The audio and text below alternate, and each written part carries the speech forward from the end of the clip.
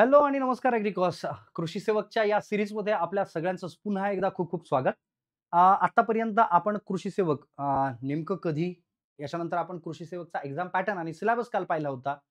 आजच्या या सीरीजमध्ये पुढच्या पुष्पामध्ये आपण आज पाहणार आहोत ते म्हणजे कृषी सेवक कामाचं काय स्वरूप असतं नेमकं, काय काम करावं लागतं, काय क्रायटेरिया असतो, त्याच्यासोबत पदोन्नती कशी असते म्हणजे प्रमोशन कसं असतं. आता कामाचं स्वरूप काय म्हणजे काय, तर जॉब प्रोफाईल काय असतं, त्याच्यासोबत सोबत पदोन्नती कशी असते आणि याच्यासोबत सोबत पगार साधारणतः किती असतो, अलाउन्सेस वगैरे कसे असतात. जिल्हा वाईज जिल्हानिहाय थोडंफार व्हॅरी होतं, पण तरी सुद्धा या पद्धतीनं आपण सगळ्याच गोष्टी आपण कृषी सेवकच्या बाबतीत आपण या ठिकाणी पाहत आहोत. ठीक आहे. सर फक्त कृषी सेवकच्याच बाबतीत ही सीरीज असेल का? तर नाही, मी पुन्हा एकदा व्हिडिओच्या सुरुवातीला सांगतोय, अजून बऱ्याच गोष्टी अपकमिंग पाईपलाईनमध्ये आहेत. त्याच्यामुळं या YouTube चॅनलला सबस्क्राईब नक्की करून ठेवा आणि या व्हिडिओची माहिती पाहिल्यानंतर लाईक करायला, जर माहिती आवडली तर लाईक करायला विसरू नका. चला तर सुरू करूया आजच्या व्हिडिओला. कृषी सेवकच्या बाबतीत कामाचं स्वरूप काय असतं? पदोन्नती कशा पद्धतीने होते? पगार कसा असतो? या सगळ्याच गोष्टी, कारण महाराष्ट्रातील नवीन तयारी करणाऱ्या मुलांच्या मनामध्ये या सर्व गोष्टींचा फार संभ्रम असतो.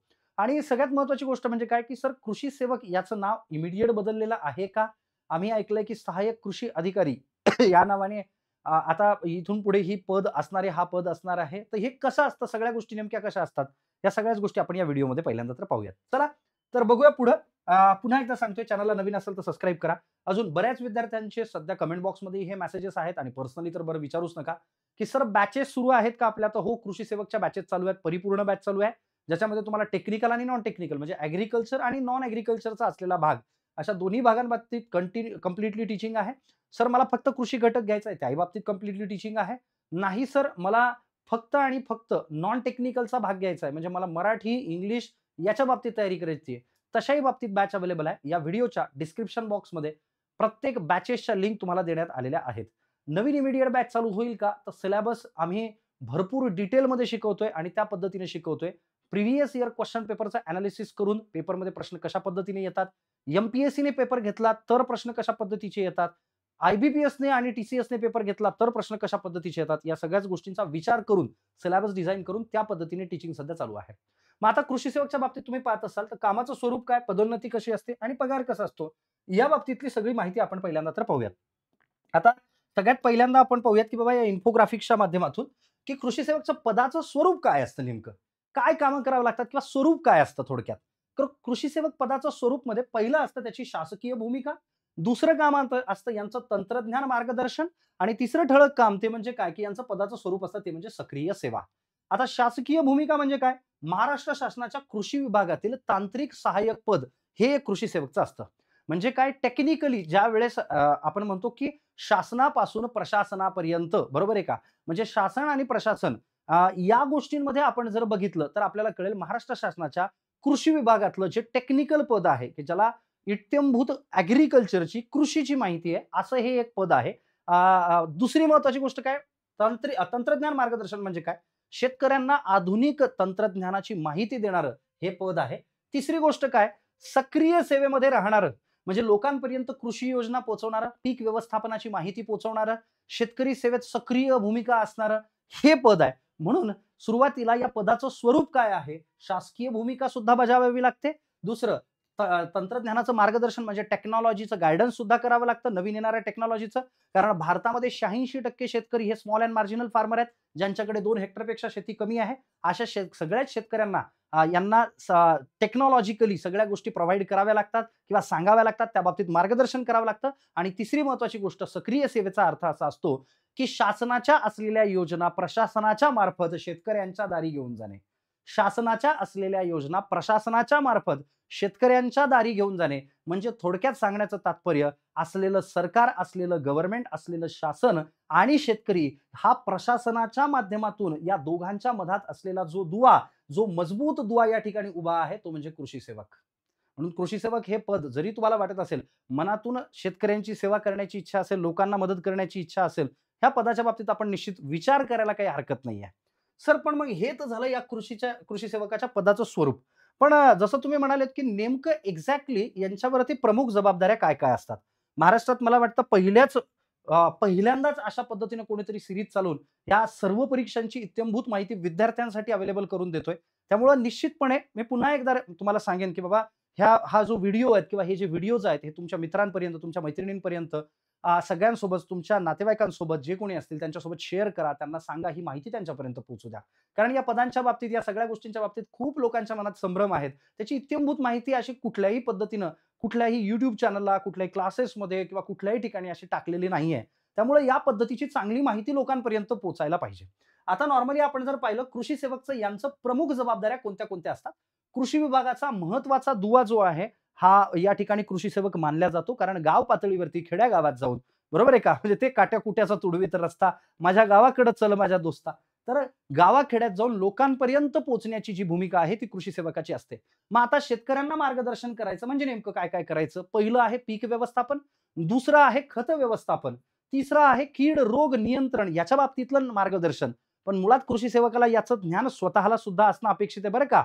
One deploying and two criss cross harrowing एवढं सांगून चालत नाही. शेतकरी हा हुशार आहे आपल्यापेक्षा. त्यामुळे त्या पद्धतीनं स्वतःचं ज्ञान, स्वतःचा अभ्यास या ठिकाणी असावा. मग पीक व्यवस्थापन कसं करायचं? खत व्यवस्थापन कसं करायचं? कीड रोग नियंत्रण कसं करायचं? सेंद्रिय शेतीबाबतीत माहिती, त्याच्या बाबतीत असलेली सबसिडी, बरोबर आहे का? ही शेतकऱ्यांपर्यंत पोहोचवणे. पाणी व्यवस्थापन कसं करायचं? जर सपोज 2च सिंचन उपलब्ध असतील, 2च इरिगेशन उपलब्ध असतील, तर ते कोणत्या-कोणत्या स्टेजेसला द्यायला पाहिजे शेतकऱ्याला माहीत असतं. पण वैज्ञानिकदृष्ट्या काय-काय गोष्टी महत्त्वाच्या आहेत हे सांगणं गरजेचं आहे. पिकामध्ये फेरबदल आहे किंवा पिकांचा बदलाव आहे. म्हणजे एखाद्या सीझनमध्ये, खरीप सीझनमध्ये जर सपोज त्यांनी खरीप हंगामामध्ये त्यांनी जर सीरियल्स घेतलेत, बरोबर आहे का?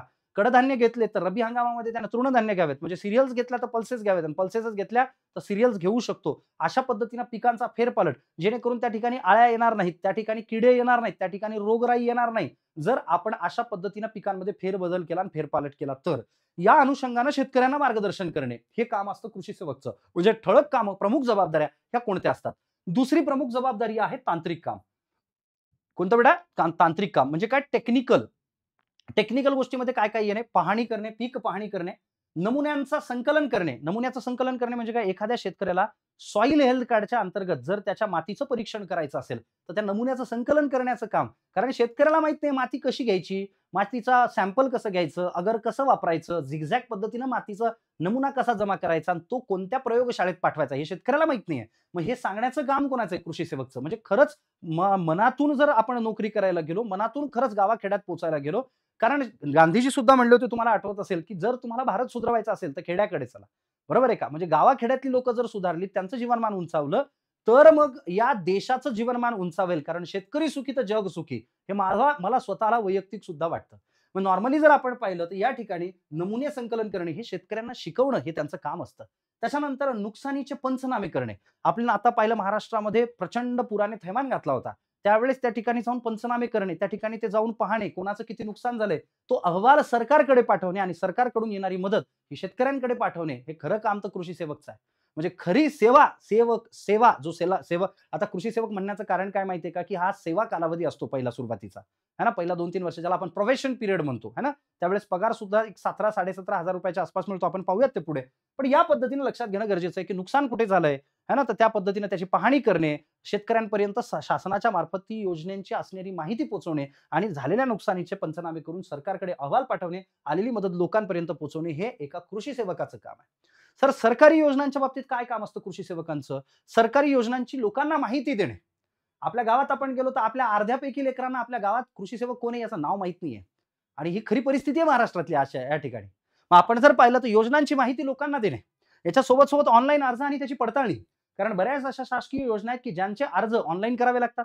त्यांची पडताळणी करावी लागते, की खरंच या माणसाने भरलेली ही माहिती, या गावातून भरलेली ही माहिती, या माणसाची भरलेली ही माहिती खरी आहे का? हे तपासणं काम आहे कृषी सेवकाचं. म्हणजे पारदर्शकता सिस्टममध्ये आणण्याचं काम आहे कृषी सेवकाचं. लक्षात ठेवा. सर हे कळालं आम्हाला. अजून अहवालवाणी डेटा देणे, दैनंदिन आणि साप्ताहिक अहवाल देणे. म्हणजे दिवसाला काय-काय होतीये या घडामोडींचा अहवाल आपल्या वरिष्ठ अधिकाऱ्यांना म्हणजे तालुका कृषी अधिकारी असतील, है ना? यांना तुम्ही देऊ शकता. मंडल कृषी अधिकारी असतील, यांना तुम्ही देऊ शकता. बरोबर आहे का? सहाय्यक तुम्ही जर कृषी सेवक असाल, तर सहाय्यक कृषी अधिकारी तुमच्या वरचे जे वरिष्ठ अधिकारी आहेत त्यांना देणे. दैनंदिन आणि साप्ताहिक अहवाल हे द्यायला पाहिजे. पिकांची स्थिती आणि आकडेवारी, की कोणत्या ठिकाणी किती हेक्टर सोयाबीन लावल्या गेलेलं आहे, किती हेक्टर तूर लावल्या गेलेली आहे. हे काम जे कोणाचं आहे, तर हे कृषी सेवकाचं काम आहे. लक्षात घ्या. बरं पुढे जाऊयात आपण थोडंसं. आता याच्यानंतर जर समजा आपण पाहिलं, की सर अजून काय-काय कृषी सेवकाचे नेमकं कामाचं ठिकाण कुठं असते? बरोबर आहे का? सर आमच्या गावचे कृषी सेवक तर आम्हाला सापडतच नाहीत. आमच्या गावचं कोणीच सापडत नाही आम्हाला. प्रशासनातले लोकच सापडत नाहीत आम्हाला. पण मुळात त्याला राहायला कुठं पाहिजे किंवा मुळात त्याचं काम करण्याचं वर्किंग वर्किंग प्रोफाइल किंवा वर्किंग प्लेस नेमकी कुठे असते? कृषी सेवकाने काम कुठे करायला लागतं? तर पहिली गोष्ट असते ती म्हणजे तालुका कृषी अधिकारी कार्यालय. बरोबर आहे का? तालुक्याच्या ठिकाणी. या ठिकाणी त्या कार्यालयामध्ये त्याची भेट असू शकते तालुका कृषी कार्यालयामध्ये, है ना? प्रमुख प्रशासकीय केंद्र जे असतात त्या ठिकाणी व्हिजिट करणे, त्या ठिकाणी जाणे, त्या ठिकाणी अहवाल सादर करणे. कारण ही जी काढलेली माहिती आहे, ही त्या ठिकाणी पुरवणे, हे तालुका कृषी कार्यालयाच्या बाबतीत आपल्याला दिसतं. नंबर 2 सर्कल किंवा गट पातळीवरती काम करणे. म्हणजे हे तर झालं तालुक्याच्या लेव्हलवरती. मग त्याच्यानंतर सर्कल लेव्हलवरती, बरोबर आहे का? सर्कल लेव्हलवरती किंवा गट पातळीवरती ते काम करणे, हे कोणाचं काम आहे? हे कृषी सेवकाचं काम आहे. नंबर 3 काय काम असतं सर? शेतावरच्या असलेल्या भेटी आणि क्षेत्रीय निरीक्षण. शेतावर भेटी देणे. आळ्या जर कुठे पडल्या असेल, एखाद्या ठिकाणी घाटी अळी पडली असेल, तर त्याचं मार्गदर्शन करणे. हेलिकोर्पा आर्मीचीर आहे, त्याचं मार्गदर्शन करणे. शेतकऱ्यांना प्रत्येक वेळेस फवारणी नाही, तर त्यांना सांगणे, त्यांना प्रोत्साहित करणे, की तुम्ही इंटिग्रेटेड पेस्ट मॅनेजमेंट वापरा. म्हणजे काय? तुम्ही पिवळ्या रंगाच्या ती चिटकावा लावा. तुम्ही त्या ठिकाणी लाईट ट्रॅप लावा. बरोबर आहे का? तुम्ही त्या ठिकाणी कामगंध सापळे लावा. ज्याला फेरोमोन ट्रॅप म्हणतो आपण. आणि याच्या माध्यमातून कीड नियंत्रण करा आणि जर झालंच नाही, उरलेलं कीड नियंत्रण हे फवारणीच्या माध्यमातून करा. हे सांगणारा कृषी सेवक असतो. म्हणजे खरं काम ॲग्रीकल्चरचं नॉलेज घेऊन ॲग्रीकल्चरच्या नॉलेजचं इम्प्लिमेंटेशन खरं करण्याचं काम हे कृषी सेवक करू शकतो. शेतातील भेटी, क्षेत्रीय निरीक्षण हे शेतकऱ्यांशी थेट संवाद साधणे, संवाद साधून त्यांच्याशी हितगुज करणे, त्यांच्याशी बोलणे. थोडक्यात काय तर त्या लोकांच्या सुखदुःखात त्यांचा सहभागी होणे. बरोबर आहे का? तर हे काम आहे, ते कामाची ठिकाणं आहेत. सर हे आम्हाला कळतंय. आता आवश्यक कौशल्य किंवा तुमच्याकडे काय आवश्यक कौशल्य आहे? पेपर पास झालो सर मी, कृषी सेवकचा निकाल आला आणि मी गेलो गावाकडे लोकांकडे. नाही चालत बाळा, तेवढं तेरे को जितना पता है, बरोबर आहे का? म्हणजे समुद्रातून एक बूंद काढून शेतकऱ्यांना एवढं माहीत असते लक्षात ठेवा. समुद्रातील एका आपल्या म्हणजे डबक्यात असं थोडंसं पाणी घेतलं ना, तेवढं ज्ञान आहे आपलं. मग आपल्याकडे कोणती कौशल्य असायला पाहिजे जर आपल्याला कृषी सेवक व्हायचं तर, बरोबर आहे का? म्हणजे काही लेकरं आता कमेंट बॉक्समध्ये येऊन हेही म्हणतील, की "राहू द्या मास्तर तुम्ही एवढं सांगू नका कृषी सेवकाच्या बाबतीत बरं, कृषी सेवक आहे ते." नाही बाळा, प्रत्येक वेळेस म्हणजे असं नसतं, की बाबा कधीतरी काही लोकांमध्ये ही भावना सुद्धा असते आणि पोस्टही चांगली आहे ना, असं थोडी की नाही. कृषी सेवकाचं आवश्यक कौशल्य कोणतं? कृषी शास्त्राचे मूलभूत ज्ञान. आता म्हणजे काही लेकरं तर हा मुद्दा ऐकला कीच हसतील मी म्हणतो. मूलभूत ज्ञान आपलं किती आहे? मागच्या 4 वर्षाचे पेपर काढा, त्यातले कॉमन प्रश्न काढा, 4 हातावर न्या आणि 4 चिठ्ठ्यावर न्या आणि ट्रू अँड फॉल्स पहिल्याचं ट्रू, दुसऱ्याचं फॉल्स आणि तिसऱ्याचं मलाही जमत नाही असं असं करत चालत नाही. कृषी शास्त्राचे मूळ ज्ञान तुम्हाला असलं पाहिजे. कोणत्या मातीत कोणती पिकं येतात, तो सांगायला त्याच्याकडे लाल माती आहे, तो पेरायला कापूस येणार नाही त्याच्यात, त्याला सांगावं लागेल. कळतंय का? तेवढं शेतकऱ्यालाही कळतं. पण याचं मूलभूत ज्ञान द्यायलाही पाहिजे ना. सहाय्यक कृषी अधिकारी म्हणायला खूप भारी वाटेल. अरे पण बाबा हो, त्याच्यासाठी तुलाही माहीत असायला पाहिजे. दुसरी महत्त्वाची गोष्ट पिकं, माती, तंत्रज्ञान याची समज त्याला असावी. नंबर 2 आहे क्षेत्रीय कामाची आवड असावी. बरोबर आहे का? शेतकऱ्यांसोबत थेट जाऊन काम करण्याची त्याची तयारी असावी, बोलायची तयारी असावी. संवाद साधण्याची तयारी असावी. एखादा अधिकारी ज्यावेळेस खूप चांगल्या पद्धतीचा असतो ना, त्यावेळेस त्याला भीती नसते. लोकं बोलवतात त्याला. या अनुभवातून गोष्टी मी तुम्हाला सांगतोय. त्याच्यानंतर त्याच्यात संवाद कौशल्य असावं. लोकांवर सोबत निव्वळ हाडं तुला काय कळतं बे? तुला माहिती आहे का मी कोण? नाही भाऊ, नाही चालत. त्याचा संवाद कौशल्य असायला पाहिजे. स्पष्ट समजावून सांगण्याची कला पाहिजे. म्हणजे तुम्हाला लोकांना सांगण्याची, लोकांना कन्व्हिन्स करण्याची पॉवर तुमच्यामध्ये असली पाहिजे. त्याच्यानंतर डिजिटल पोर्टलवरती कामं करण्याची क्षमता त्याच्यामध्ये असली पाहिजे. त्याला कॉम्प्युटरचं ज्ञान असलं पाहिजे. आलं का लक्षात? ह्या सगळ्या गोष्टी कोणासाठी असायला पाहिजे, कोणात असायला पाहिजे? ही आवश्यक कौशल्य आहे कृषी सेवक होण्यासाठी. जर अर्ज करत असाल तर पहिले हे तपासा, की हे आपल्याला जमतंय का? हे आपण करायला पाहिजे का? खरंच करायला पाहिजे का? तर अर्ज भरा. जेव्हाही केव्हा तुमची ॲडव्हर्टाइजमेंट येईल ते पहा. सर अहवाल लेखन आणि डेटा व्यवस्थापन हे सुद्धा याची सुद्धा अचूक माहिती काढणे, सादरीकरण करणे, किती शेतकरी कसे आहेत, किती शेतकरी किती टक्के शेतकऱ्यांनी हरभरा पेरलाय, किती टक्के शेतकऱ्यांनी गहू पेरलाय, किती टक्के शेतकऱ्यांनी ऊस पेरलाय, हे काढता आलं पाहिजे त्याला. लिहून आणलं काढता काहीच आहे ना, ऊस गावात घुसला आणि गहू गेला वाहून, असं नाही झालं पाहिजे. सर थोडं कळतंय आता, माझी तयारी आहे सर. एकदा प्रामुख्यानं सांगा ना, की काय कामं आहेत नेमकी, पदाचं काय महत्त्व नेमकं? शेतकऱ्यांच्या तांत्रिकदृष्ट्या सक्षम बनवण्याचं काम हा कृषी सेवक करतो. उत्पादन आणि उत्पादन क्षमता त्या भागाचं वाढवण्याचं काम कृषी सेवक करतो. शेतकरी शासन यांच्यातील दुवा म्हणून म्हणजे शासनाच्या योजना प्रशासनाच्या माध्यमातून लोकांपर्यंत पोहोचवण्याचं काम कृषी सेवक करतो. त्याच्यानंतर कृषी योजनांची प्रभावी अंमलबजावणी, हा प्रभावी शब्द मी पुन्हा अंडरलाईन करून सांगतोय. प्रभावी अंमलबजावणी हा कृषी सेवक करतो. हे करायचं असेल तर कृषी सेवक पहा. पुढे जाऊयात सर. हे सगळं करतो, पण त्याला म्हणा मला पगार द्या. देईल पगार. तुम्हाला पगारही देतील. पण पगार कशा पद्धतीनं? पगार कशा पद्धतीने? एक मूळ वेतन, एक ढोबळमानाने मी तुम्हाला सांगतो, एक मूळ वेतन जे आहे 19,900, महागाई भत्ता 11,000 ते 12,000, घरभाडं भत्ता म्हणजे ज्याला एचआरए म्हणतात, हाऊस रेंट अलाउन्स म्हणतात 2,000 ते 5,000, हे डी म्हणजे डिअरनेस अलाउन्स आणि वाहतूक भत्ता म्हणजे टीए जवळपास 1500 ते 2100 रुपये असा ग्रॉस पगार एकूण 33,000 ते 38,000 आणि हा जिल्हानिहाय थोडासा कमी जास्त होऊ शकतो. हा 40-45,000 रुपयापर्यंत पगार जाऊ शकतो. अशा पद्धतीचा हा पगार तुम्हाला मिळेल. याच्या सोबत इकडे अलाउन्सेस. अलाउन्सेस म्हणजे इतर सेवा लाभ 3 वर्ष दरवर्षी 3% वेतन वाढ. त्याच्यानंतर टीएडीए प्रवास भत्ता वाढतो. एन-पी-एस बरोबर आहे का? निवृत्ती वेतनाचा लाभ तुम्हाला या ठिकाणी होतो आणि सुट्ट्या आणि शासकीय सुट्ट्या या दोन्ही गोष्टींचा लाभ तुम्हाला या ठिकाणी घेता येतो. सर मग पहिल्यांदा सुरुवातीला असतो तो म्हणजे काय? तुमचा सेवक कालावधी. काय असतो? सेवक कालावधी. बरोबर आहे का? सुरुवातीला तुमचा असतो सेवक कालावधी. मग आता सेवक कालावधी म्हणजे काय? किंवा प्रोबेशन पिरियड आणि त्याच्यानंतर तुमचं कन्फर्मेशन होतं आणि मग त्याच्यानंतर तुम्ही सहाय्यक कृषी अधिकारी, मग मंडळ असेल किंवा तालुका असेल, मग कृषी उपसंचालक या पद्धतीने तुमची पदोन्नती होते. पण त्या गोष्टींना आपल्या महाराष्ट्र शासनामध्ये म्हणा किंवा आपल्या या सिस्टममध्ये म्हणा वेळ लागतो. प्रमोशनला या सेगमेंटमध्ये वेळ लागतो. बरोबर आहे? दिलेली माहिती तुम्हाला नक्कीच आवडली असेल असं मी आशा करतो आणि आवडली असेल तर तुम्ही लोकं 100% या व्हिडिओला लाईक कराल अशी अपेक्षा करतो. नवनवीन आणि वेगवेगळ्या असलेल्या नोकऱ्यांच्या बाबतीतले इत्थंभूत व्हिडिओ बघण्यासाठी आजच या YouTube चॅनलला सबस्क्राईब करून ठेवा आणि व्हिडिओ आवडत असतील नक्की लाईक करा आणि आपल्या बाकीच्या मित्रांना सुद्धा शेअर करायला विसरू नका. चालेल मित्रांनो, भेटूया पुढच्या व्हिडिओमध्ये. तोपर्यंत धन्यवाद. थँक यू सो मच बेटा.